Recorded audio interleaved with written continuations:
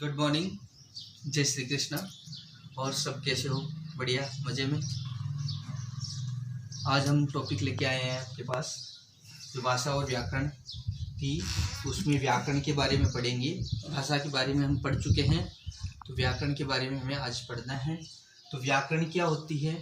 तो व्याकरण के बारे में हम जाने तो व्याकरण वह साधन है जिसके द्वारा हम अपने जो है किसी अशुद्ध शब्द को, यानी जो गलत शब्द है, उसको शुद्ध रूप में पढ़ना या लिखना या बोलना जो सीखते हैं, वो किससे सीखते हैं? व्याकरण के द्वारा हम सीखते हैं। यानी जैसे हम देखें, कोई भी जो है शब्द है गलत है, और गलत शब्द को जो है हम सही कैसे लिखें, उसका उच्चारण सही कैसे करें, शुद्ध उच्चारण कैसे करें, उसको जो है पढ़ना कैसे पढ़ें, लिखें कैसे।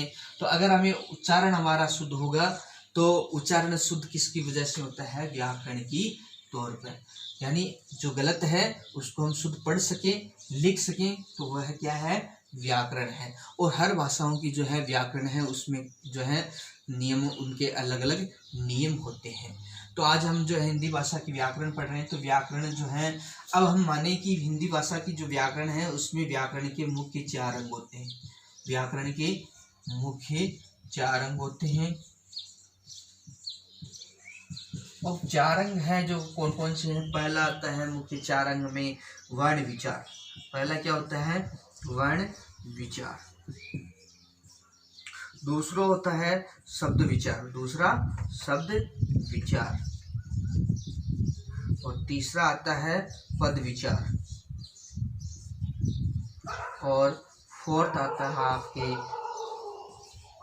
वाक्य विचार। यानी इन 4 जो अंगों के ऊपर ही जो है पूरा व्याकरण निर्भर है। अगर हम इन चारों के ऊपर जो हमने चर्चा कर ली, इनको अच्छी तरह से हमने सीख लिया, तो हम व्याकरण के जो है जो शब्द हैं उनको शुद्ध रूप में लिख सकते हैं, उनको पढ़ सकते हैं, उनको बोल सकते हैं, उनका उच्चारण शुद्ध कर सकते हैं। तो हमें ये पढ़ना जो है, इनके बारे में जानकारी हमें प्राप्त करनी है, इनको हमें अच्छी तरह से पढ़ना है। तो व्याकरण के 4 अंग हो गए। वर्ण विचार, पहला विचार आता है। तो वर्ण विचार में क्या होता है? हमें वर्णों के आकार पता होना चाहिए। हर वर्ण है तो वर्ण का आकार कैसा होना चाहिए? हर वर्ण का आकार कैसा है? जैसे हम क बोलते हैं तो क का आकार किस प्रकार का है, ख बोलते हैं तो ख का आकार किस प्रकार का है। तो हमें इन वर्णों के आकार का पता होना चाहिए। दूसरा आता है इनके उच्चारण के बारे में हमें पता होना चाहिए कि उनका उच्चारण स्थान क्या है, वो कहाँ से बोले जाते हैं। हमारा जो शरीर है, उस शरीर में जो हमारा मुख है, मुख में कहाँ से ये वर्ण है उच्चारण होता है। जैसे क है, क का हम उच्चारण स्थान कंठ से मानते हैं, यानी क का उच्चारण कहाँ से होता है? कंठ से होता है। तो तय है, तय का उच्चारण कहाँ से होता है? दंत से होता है। पै का ओष्ठ से होता है। ट का उच्चारण मूर्धा से होता है।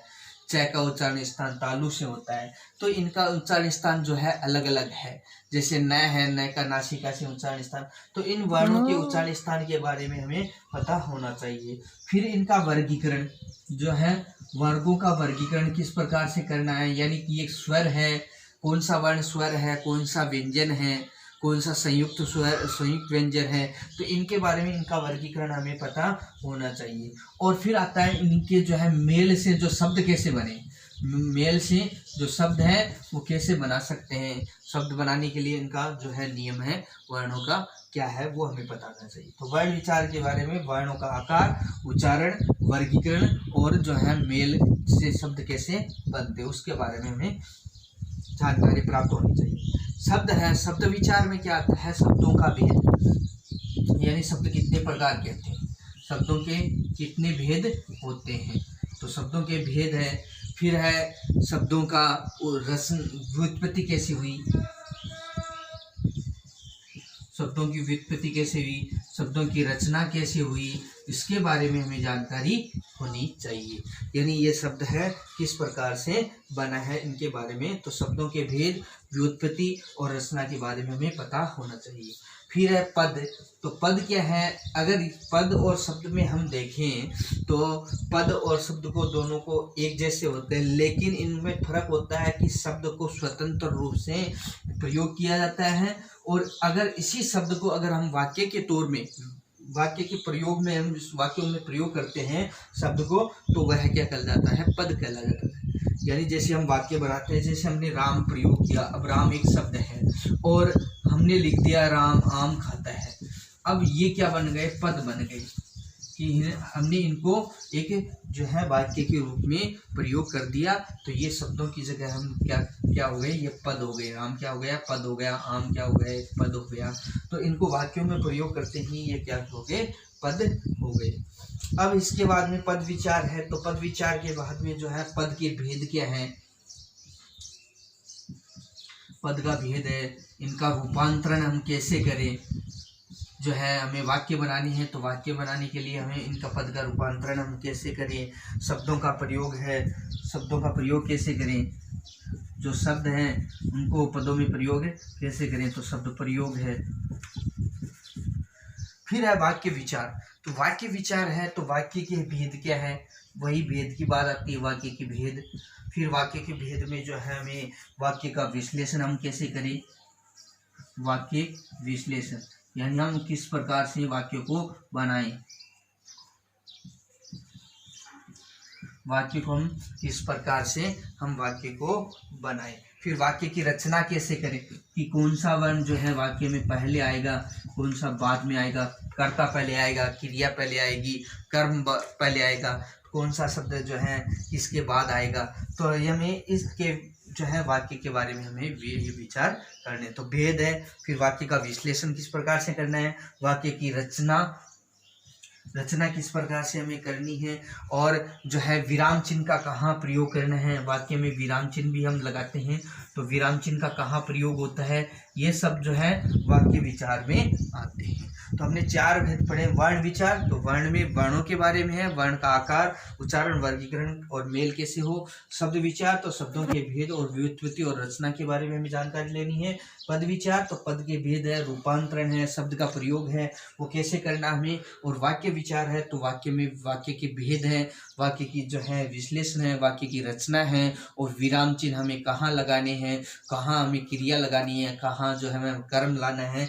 तो ये इनके बारे में हमें जानकारी किससे होती है, व्याकरण के द्वारा ही होती है। हमें व्याकरण, अगर व्याकरण का हमें ज्ञान है तो हम इसको शुद्ध रूप से पढ़ सकते हैं, लिख सकते हैं और बोल भी सकते हैं। तो हमने भाषा और व्याकरण दोनों के बारे में पढ़ लिया है, लेकिन एक जो है हिंदी के बारे में हम सामान्य जानकारी ले लेते हैं। तो हिंदी जो है, हिंदी भाषा है हमारी, उसकी उत्पत्ति कैसे हुई, तो है हिंदी भाषा हमारे सामने कैसे आई, तो इसके बारे में जानकारी ले। तो व्युत्पत्ति के अनुसार जो है हिंदी, व्युत्पत्ति के अनुसार हिंदी भाषा सिंधु शब्द से बनी। किससे, सिंधु शब्द से बनी है। यानी जो है व्युत्पत्ति किससे, सिंधु भाषा से मानी जाती है। अगर हम देखें कि हमारा जो देश है, भारत देश है, इसमें पुराने समय में कई जो है विदेशी लोग यहाँ आए थे और कई लोगों ने जो है हमारे यहाँ जो है राज किया था। उन विदेशियों के जो है लोगों के द्वारा स को क्या बोला जाता था, स को है में बोला जाता था, स को है का प्रयोग करते थे।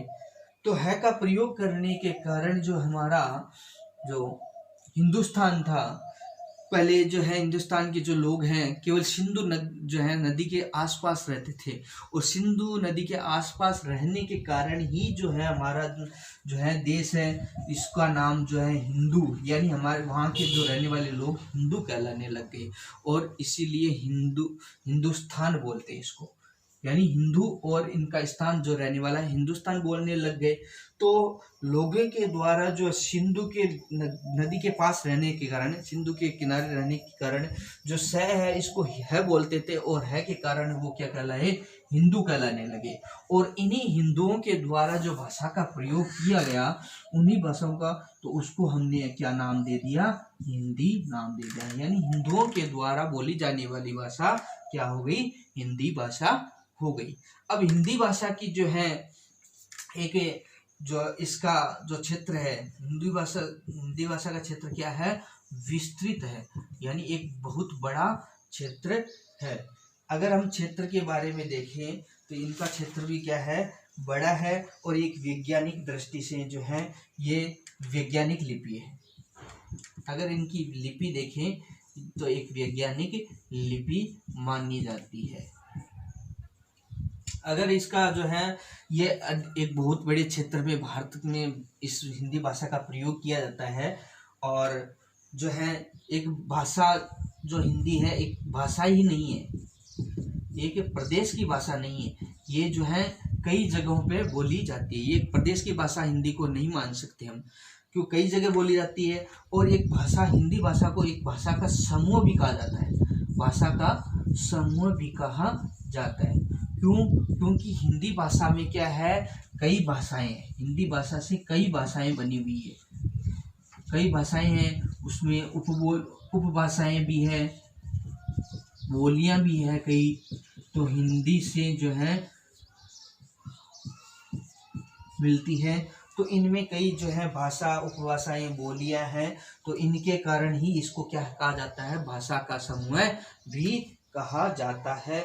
और समूह का, भाषा का समूह कहा जाने के साथ साथ जो है इनमें उपबोलियां अगर देखें तो उपबोलियों में जैसे अवधी है, भोजपुरी है, मैथिली है, हरियाणवी है, हमारे राजस्थानी है, या इन पे जो है पहाड़ी में बोली जाने वाली गढ़वाली है, कुमानिया भाषा है।